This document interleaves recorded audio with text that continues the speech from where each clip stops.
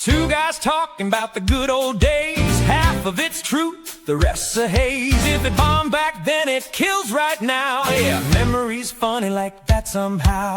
Names get dropped, stories grow tall. Every set was a murder, no bombs at all. The stand-up memories, take it as you please. Where the past gets better with every telling tease. Welcome to Stand-Up Memories.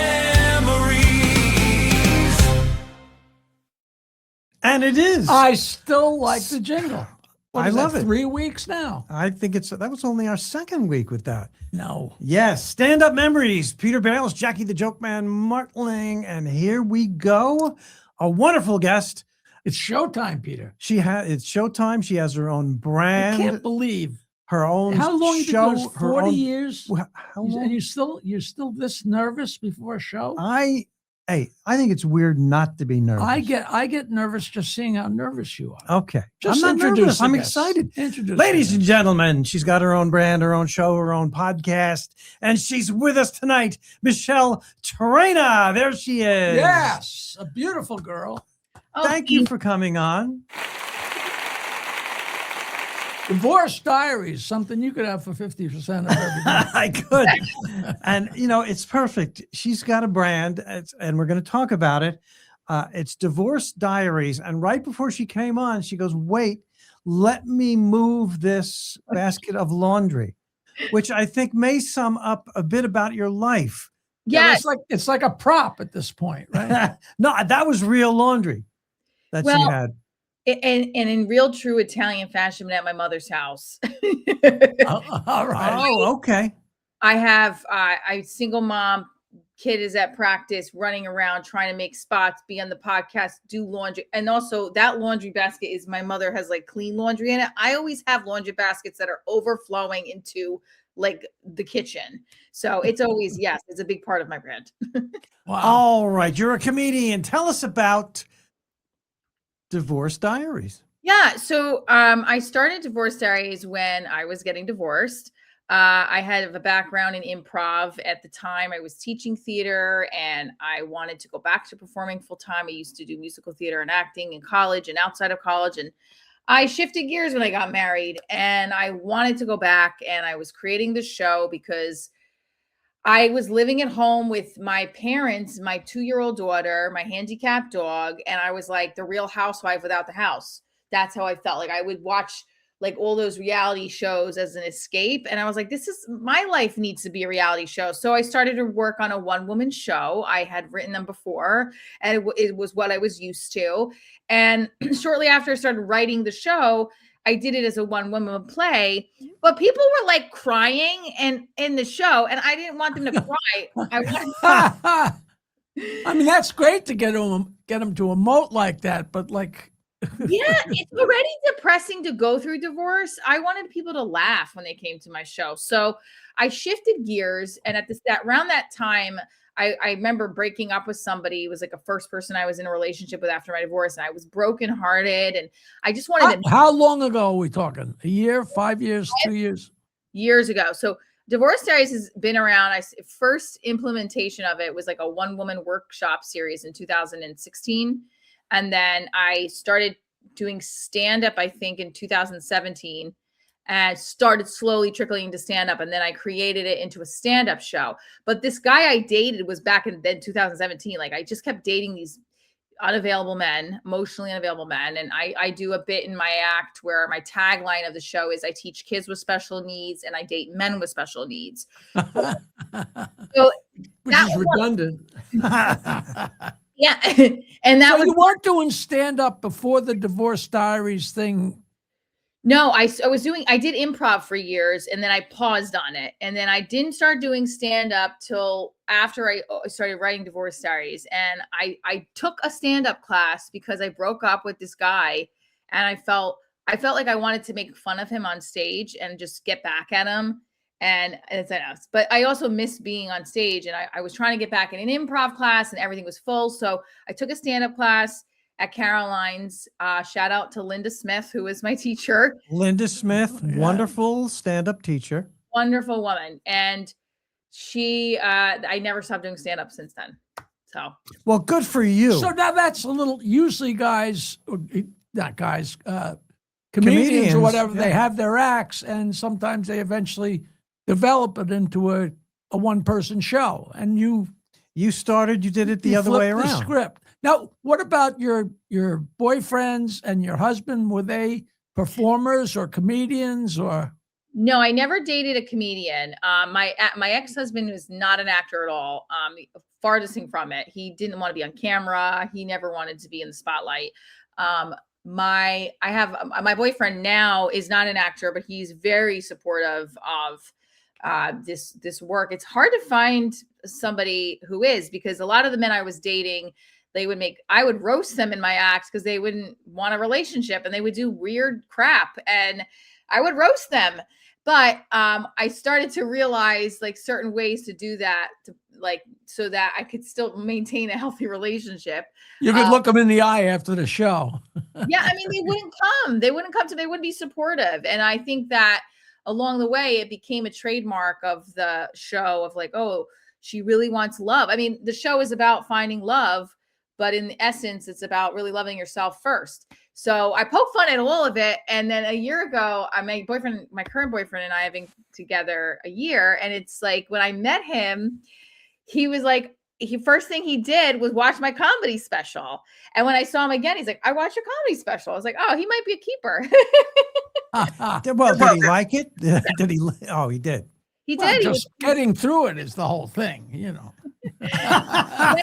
No, I will say, like, a lot of the times with stand-up, I had to learn too how to relate to, just with Divorce Diaries, the live show evolved from a one-woman play to comics being on a stand-up show to going back to the one-person version as a one-woman comedy show where it mixed stand-up and improv. And I at the time, my daughter, when I first started doing stand-up, my daughter was about 3 or 4 years old, and it was harder to leave her or have my parents helping me and like to go do a mic and I didn't believe in the hanging out at the clubs. I'm like, I have a kid at home. And at the time I didn't realize nobody cares you have a kid at home. You got to show up, you know? Yeah, you do. Right. So I was like, I'm going to turn Divorce Diaries into a comedy show and make my own opportunities, which was good to an extent. But in a way, it started to drift away from the vision of what I thought Divorce Diaries was, which is a brand, but also a story about my life as a single mom and all the chaos that is incorporated into that. And so I just went back to the one woman version. I tour with the show. I created a podcast. I have a web series. I shot a TV pilot. I want the show to be like the next The Office or Golden Girls, because I feel like it has these universal themes. And there's certainly enough divorcees and divorced men and divorced, you know. Well, you're looking at two of them. yeah. And I'm trying to, you know, frankly, I'm analyzing you right now, judging every word. It sounds to me like you went through some tough times and creatively used comedy to deal with it. Is that fair? 110%. Humor heals. I think the mistake is using humor, the comedy as therapy, but I think it is therapeutic. I go just by doing it. Just by doing it. Yeah, I think I love being on stage. I've known that since I was a kid as a dancer. I started off as a dancer. I loved theater. I studied theater in college. I've always loved performing, and I'm always drawn to comedy because I feel like you can touch the audience in a way that makes them feel good and makes them feel seen and heard. So that was always the vision with Divorce Diaries, when I make somebody in the audience feel like they have felt seen, right? And through what I'm telling a joke or telling a story about my life. And there's a part of the show I incorporated 6 years ago. Someone helped me shift the improv part, because improv is usually done with a group of people or a partner. And I usually do it by myself. Or sometimes I'll have one partner, but it's a game called A Letter to My Ex. And the audience writes a line they would say to their ex. And I don't know what the line is until the second half of the show. And it's a game. And so they kind of get to roast their ex in the show. All right. I was going to ask you about your improv background. I share that. And I also studied theater in college as well. So you get turned on by this stuff. I was. Yeah. Where'd you study improv? Where'd you do improv? Upright Citizens Brigade. Oh boy. All right. Yeah. Loved it. So you were doing that before you got Yeah. married, and then you kind of put that all to the side Yeah. for a while. Yeah, so I was doing that in college. I was studying it, and then out of college, and I was just starting to get momentum. And I always like to say, I remember meeting my ex-husband and thinking, and I was touring with musical theater too. And I was on like I had got all these bookings for rest of the year from May to December. And that's when I met my ex-husband. And like when my last tour came, I wanted to stay close to him and all this crap. And then I shifted, my priorities shifted at the time. And, I think things happen for a reason, but I went and got my master's in educational theater, and I didn't go back to that improv. I think I went up to like level 3 and stopped. And I kind of, there's always a part of me that's like, man, if you didn't stop then, that momentum would have kept going, because, comedy's a marathon, right? But you can always go back there. Yeah. Always. So like that's where I'm at now, where I'm like, all right, I taught theater and dance for many years. I still teach it. I don't teach it in the school system. I work for university, and I also have my own theater company, but I primarily do stand-up now because that's the goal. Like, I feel like stand-up is the one piece of performing where I feel the most at home, Really, it's not the one-woman show. It's stand-up you find. I think it's kind of the same thing. It's not a one-woman show. It's actually a one-woman show is quite different from stand-up. Well, I think that's a good point. I think it's a part of my home. So it's like stand-up is a part of Divorce Diaries, but the show is a piece of like my personal legend, right? Whereas the craft that I'm leading with right now is stand-up. But you said people were crying when you first did the one-woman show. Yeah. What was sad about it? And now, is it funnier now? Well, breaking up is always sad. Yeah. Have you ever broken up with a girl that you didn't even really like that much, and you're still sad after you break up? Divorce. It's crazy. Even if you have what you would call an amiable divorce, it's horrible. It is. It's horrible. I had the play was like, I made it where I was a pseudonym. It wasn't playing Michelle. I was playing this character Jenny and the character of the baby. And there was more sentimental pieces in the show. And I felt like people weren't crying because it was bad. I would hope they were crying because some people in the audience were going through divorce. And I think they were just touched by it. Okay. But I will say, I was like, I don't want it to be sad. I want it to be funny. I want people to be like, yeah, that's crazy. And that's happened to me. So you want to kind of glance off it instead of digging into it. Yeah, I want it to be a party. I want people to be, this is the vision of Divorce Diaries. When you come to a Divorce Diaries show, it's like we're all sitting in my living room having pizza and wine with my Italian cousins, and it feels like everyone's a part of the show. That's what the vibe is. And we're laughing, and because that's how I grew up. My family may not have money, a lot of money, but everyone came to my mother's house and like laughed and told stories, and you felt 10 times better leaving the house than when you walked in. And that's what I want my show to be. Divorced, married, single, everybody can find a piece of themselves in this show, because it talks about the universal theme of loving yourself and through all these different avenues. I have a big question. Yeah. In Divorce Diaries, how do men come across? Go ahead. Tell us straight. Boy, why don't you just paint her into a corner? You could have made it a little gentler. No, well, I think that's a great question, because a lot of the times people are like, what do you bash men? And I think that the journey of the show has taken different outlooks where sometimes I can see it here in my stand-up. I'm like, wow, I'm really hurt and I'm really angry. And other times it comes across as like, well, she just really wants to find her partner. So I would say that the goal, the intention for it to come across to men is that, be a decent guy. Like, that's how it used to come across, like, be a decent guy. Like, I'm a great woman. But now I think the intention for men is to be like, we all want to be loved. So if anything, I want men to feel included, not outskirted, And I used to do a bit too, where I'm like, men come to my show. I have a majority of male followers, which is the irony in that. And they come for whatever they come for, but a lot of people say, oh, we tuned into you and now we're here to stay because we really like your storyline, like what's going on in your life. And I have taken a lot of journeys in divorce, like learning about myself and not self-sabotaging and getting so angry and worked up. And, it's been a journey. It really is. My boyfriend makes fun of me because he's like, oh, it's not just about the journey. I'm like, but it's like the comedic journey, right? Of like how you handle situations with not like I fly off the handle sometimes. And I talk about that. And I feel like men could be like, yeah, that's crazy. That I know somebody who did that.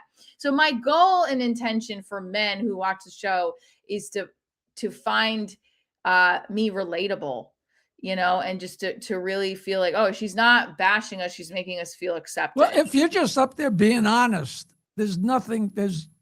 people really shouldn't have a problem with that. If somebody has a problem with that, not to be a psychiatrist, but it's their problem, not your problem. Right. And 100% agree. And I think it's always it's a process to learn about how, listening to my tapes and transcribing and rewriting material. So it isn't coming across as this woman's going to come up here and man bash. No, I want everyone to feel welcome and feel like they can connect. I think that's also a big thing with comics, especially in this female comic. Oh, she's a woman. She's going to talk about her period and divorce and sex. And yes, I do talk about those things. I'm honest. I do. It's actually, funny. actually, so do I, which is odd. It's part of your life. How often do you have like couples that are engaged that are there? Or freshly married couple? Is that the right word? Recently married. Yes, I have had. I would say this last show I did in Austin 2 weeks ago, we had 2 groups of people who were on their first date. Really? First date. And in other shows, I've had a bachelor party. I've had people who were engaged, but they're work for divorce attorneys. I love that. So you take your show out around. You were just in Austin? Yeah. So I toured the show. And that's how I went in 2018. Like I wanted to start taking the show on the road and really building it up because it was a niche show. And I felt like I can get more stage time with my own show. And I pitched it to Funny Bone in Albany and he took it and he brought me on. Shout out Dave Stroud for giving me a chance. And I just worked. I kept pitching it to places and you're the whole show. I mean, or do you have other comedians on the show or how's it work? I'm the whole show, but it evolved from me with other comedians to just me and a special guest or sometimes just me. But then now I've learned I always need a special guest. It helps buffer the audience to be settled and ready in their seats. And of course. I think it's a must. And I let go of but if I'm not good enough, then I shouldn't be out here doing it alone. But then I realized I'm like, you got to set the tone for your show. Like I usually have a special guest that has worked with me, has been in the pilot or the web series, or has developed a strong relationship with me so that I trust the person before going on stage. Is that another word for opening act, special guest? In other words, get the audience ready, which is a skill in itself. Yeah, I think so. I call it special guest because sometimes they do come back at the end of the show and do the improv part with me. If the special guest is a comedian I've worked with on the TV pilot or web series and they have a background in improv, we do a game on stage together with the lines to the X. And sometimes they don't, and we still do it. Like in Austin 2 weeks ago, my special guest, we did the line to the X scene and it worked. It's usually a fan favorite of the show, the improv part with a partner. They really like it because they like to see X's like interact in weird situations with their line. That's fun. Great. And people like to see something being created in front of them always. Yeah, exactly. And I think that like it gives them ownership, a piece of ownership in the show. I think that was a big part when I started Divorce Diaries was wanting people to feel heard through and I carried that as a teacher in theater. I always enjoyed watching my students, like directing them in musicals and feeling like the kid that necessarily wasn't a performer felt like they were heard and seen and felt proud of themselves. So I think that's a piece in my comedy and in the Divorce Diaries show that really, I think, separates from everything else, from everything else that's out there. Wow. You sound like a strong woman to me. Do you encounter? Yes. The kind you avoid. I thought you were going to say the kind I'm intimidated by. I was gonna ask you, do you ever get pushback? Do you ever get, people who are a little threatened, or they don't know how to deal with you, or what she's coming in and she's got this show. And well, you certainly don't come across like somebody with a chip on her shoulder at all. No, but she comes across, as a person who knows what she wants to do. Yeah, I think I love it. Thank you. I think thankfully in the last couple of years, I have really continued to build the show and bring it back to the clubs around the country that really know what I'm about. And they care about ticket sales, but they're not like uber focused. We're not bringing it back to sales go up. They see what I'm doing and they help me grow. So I've surrounded myself with that core circuit of clubs and people, but I'm sure I'm not everybody's cup of tea. I try to lead with kindness as much as I can, and also try not to take things personally, because that's a big part. What's hard to do in this industry for me personally is sometimes it's just business. It's not personal. Right. And you can keep telling yourself, decades later, we're still, Yeah, you can say it's not personal, and it's often not personal. Maybe they just misplaced my phone number. Yeah, but still you feel it. It's not personal sometimes, but it's still tough. The sometimes the not hearing back from a booker, when you've circled back, it starts to weigh on you, and it's but then you realize, like, okay, it's not, we just keep going. I think it would be. And it always will. It's so easy to say, well, I didn't care. If you didn't care, you wouldn't be doing this, So ironic if a booker didn't get back to you because he was too busy going through a divorce. The irony of that would be profound. But I want to say odds of that happening. Michele just said something really important that I admire. She mentioned the term kindness. Just be kind. I'm not offended by anything stand-up say, unless it feels mean. Yeah, you know what I mean. Just be kind. And I think that applies in life. And I also think it applies in stand-up. Yes. The best relationships you can develop are just acknowledging somebody and good job and how are you, and being just saying thank you. And the staff at the clubs too. Like that's been parts of like where I really build relationships with the club and the staff there, because I want to take care of them because I know how hard they work. And just that that's so important. And there's so many, I don't know about it anymore, but in the old days there was so many starting out guys or guys been around that were just rude to the waitresses and the bartenders, and they thought they didn't stink, and and that doesn't go well. Waitresses and bartenders, it's important to have them on your side. It just really is, And sometimes the waitresses were rejecting me for no reason. Oh, I can give you a few reasons. But. Yeah, and I think too, like that's my whole goal is to just keep getting better as a comic, but also like if I am putting out the energy of just being a good human, being authentically me, I'm gonna get that back. At some point, I'm gonna get it back. Like I always say, like I do believe in that. I feel like it comes back, and you got to just keep to it. And like, I used to get negative about, oh, this is just this kind of club, or this is just one club like me. And my boyfriend said to me a couple months ago, he's like, why? He's like, if you believe that, that's what is going to happen. But if you go in with a positive perspective and a positive attitude, everything's going to shift. And it did. Like, I remember like, a lot of that has. If you go in thinking in a certain way, it's all downhill. If you're thinking positive, we've all had those places that you walk in and like, well, am I going to do my show or am I going to shoot myself in the head? But you just bear through it, and very often it turns out wonderful. It Michele, just does. I'm listening to you.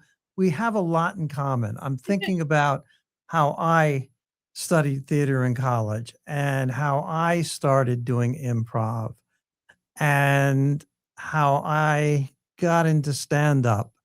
And I'm also a teacher. You're a teacher. Tell us about that. So I love teaching. Teaching theater and dance has also been this parallel for me as a performer because when I was getting my master's, I realized, oh, I could actually be an actor in the classroom and help kids learn through the arts. And when I was going through divorce, I got hired in a school district as a preschool theater teacher, and it was the best. Like, I got to teach theater to my same age as my daughter and just be an actor with them. And I would put on these musicals, and I loved early childhood too. I never even knew that existed. Preschool drama class. They have it in New York City too, and I had it. The school hired me. I mean, then they brought me on full time, and then I taught K through 8th at one point. I wasn't a huge fan of middle school, but it made for great comedy. And I also helped kids. I mean, we did it. I really enjoy. I have a unique gift for helping kids who aren't necessarily performing, like they don't necessarily take theater, but I would have the gift of being able to get them to perform and engage in drama and acting and dance lessons. So I love it. And I also am the program director in the educational theater program at Adelphi University, which was my undergrad where I got my theater degree. All right. Wow. So where are you from, actually? Jersey. I'm right outside of New York City. Is that where you are now? I am. Try to sound happy about it. My mom is very particular. She's an amazing mom, but she's very Italian, old school. She'll notice if I put something wrong in the wrong place. So But she can help you with your daughter when you have to. Yes, she's amazing. Her and my traveling. Yeah. My dad passed a few years ago, but today's her wedding anniversary, so she has everything. Oh, happy anniversary, Mom. All right. Okay, good. It's all congrats. Good. Listen, let's Michele, what do you want to tell everybody? We have lots of comedians who watch this, and tell us about where we can see Michele Traina. I bet you have a cool website. Yes, so you can check me out at divorcediariesshow.com or michelletraina.com. Pretty simple. I do daily live streams on my YouTube channel. I have social media. I try to put as much funny stuff out there to grow the show, and you can watch the pilot on Prime, Divorce Diaries. Oh, so the people that are listening to this, Divorce Michele Traina, Traina. It's not trainer, it's Traina. Yes. Yes, Michele with one L and Traina. Yes. And the website is actually divorcediariesshow.com because divorcediaries.com was too expensive to purchase. I believe you. So let's get our plugs in now. Jackie always has big shows coming up. I'm at Pizza Hut in Hicksville here on Long Island next week. Actually, I'm working at Rodney's the last time I was at Rodney's was when me and Peter auditioned for Comedy Tonight in 1985. Oh my goodness. Oh. And so I haven't been back in that room. So it used to be called Dangerfields, and now it's Rodney's. Yeah. Yeah. And also I know I just booked I've never done cruises, but me and a couple other comics are going to do a comedy cruise, not till February. I hope I'm still around, but February of next year. Yeah, it's any second the way life moves, and aside from that, I'm not doing a million things, All right. So, you're pretty busy. I'm busy. We are thrilled to be at Paradise Studios here in Massapequa, where anybody out there who has any video needs at all. Yes, there's Paradise Studios, any podcasting needs. And this is the home base for the Long Island Podcasting School.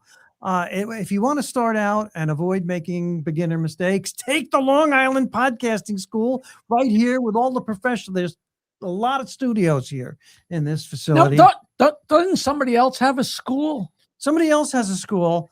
Michele, I want to brag to you about this. Stand Up University for 27 years.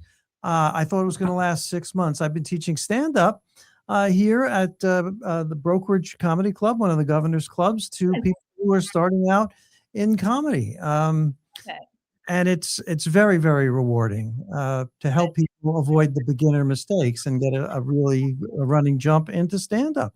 So we've got the Long Island Podcasting School. We've got Paradise Studios here in Massapequa. And last but not least, we are live now, Michele, on Strong Island Television, which is the podcast network that comes along with the first show goes out live. There are people listening live. She's live right now. Live. And then on Wednesdays, we come out on YouTube and Apple and Spotify and all of the other audio platforms. That's our story.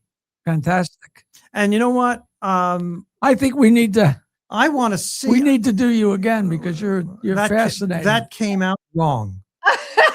Well, I censored myself, and then I said, "No, I'm saying whatever I want." I want to see you. I'm so curious about this. And Divorce Diaries. Everybody remember Divorce Diaries? You will find Michele Traina.